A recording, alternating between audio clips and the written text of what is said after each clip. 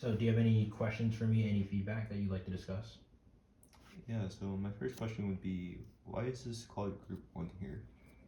That is called Group One because that is the current group and the first group that was created by the user. Interesting. Is there like a way that I could like create a new group from here, or is that not an option? Oh, you have to go to you have to press Group One, and then there should be more options. However, um, more options will be created later in the future for that. Currently, there is no way to make another group, but there will be in the future. Okay. And can I like rename these groups, or Yes, you will be able to, or not currently, in the future, you will be able to rename the groups, however. cool? I guess let's go through this page and spoilage. Spoiler detection, this page. So I guess my question here would be, does the picture detect whether it's spoiled or fresh itself, or?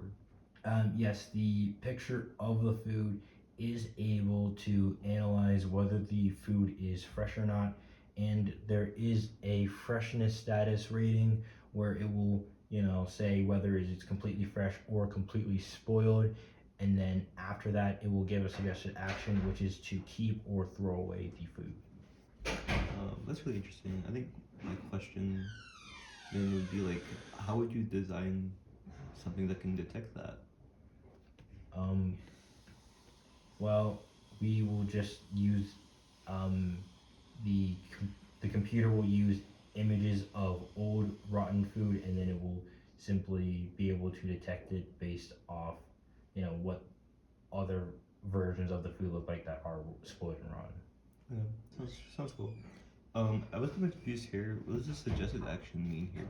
So there's an action based off the food. It will either say to throw away the food, or it will say to keep the food based off how spoiled or rotten the food is.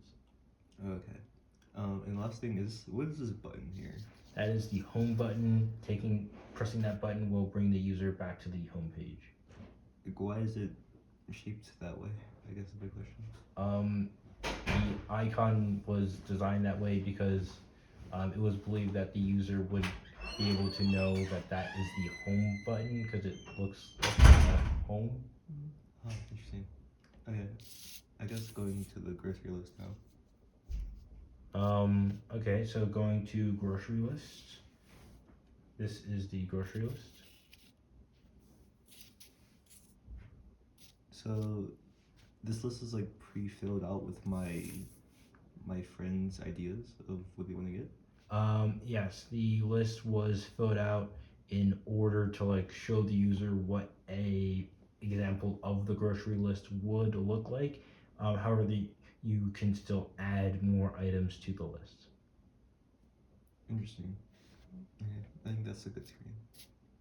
Okay. I think going to the inventory.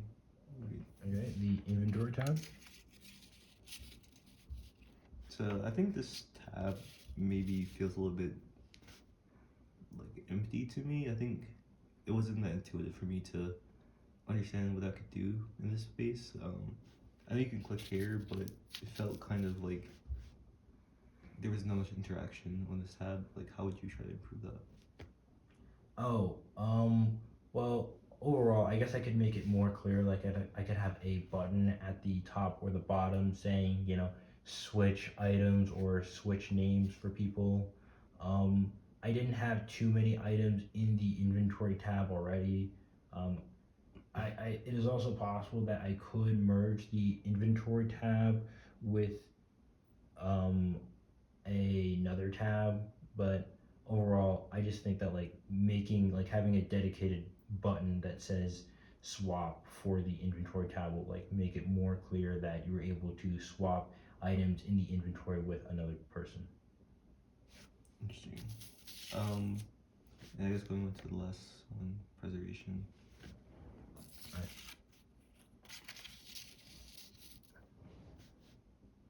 So, I guess my question is, why did you only choose to include like shelf life and container tips for the? Um, I only chose to include those because I believe they were the most important things to include when deciding how best to preserve something.